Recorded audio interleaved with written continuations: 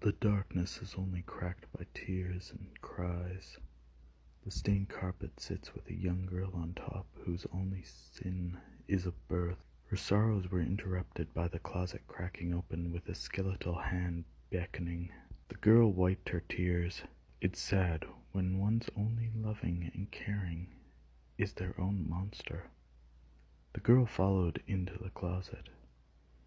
Greeting her was a table with a single chair lit from above by an unknown source. She oddly chose to sit down, even though her fear gripped her. Then as she sat, a cling-clang was heard. Not knowing the source, she looked over her shoulder and saw nothing, so she turned back around, but was now faced with two, are they human or machine, beings. Silence held the room until the bigger, in a polite demeanor, "Tea, dearie." Taken aback, she nodded in agreement. The creature's head creaked, then elongated over to the table. Once facing the girl, its mouth opened like a wooden puppet, tea spewing from its mouth. Then in an instant retracted fast, like a rubber band. She tried to ask for sugar, but like her mind was red, the sugar bowl opened, and out came the skeletal hand, depositing 2 spoonfuls into the cup.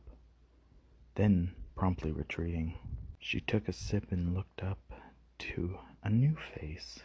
Confused, she could only stare at this, what looked like a little girl, but something was off. The being smiled, then uttered, "Are you happy?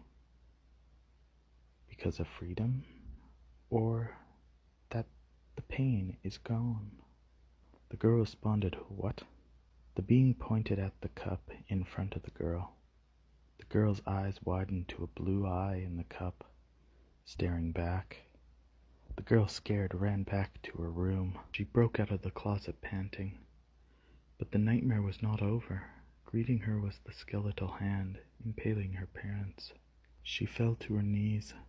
But in that moment, as the darkness crept up, she cried, not of sorrow, but of joy.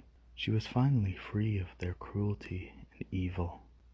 The skeletal hand, no, her own hand, pulled the darkness over the girl like a blanket. Laughing as the darkness engulfed her, she retorted, "I am happy. I got my dad's blue eyes."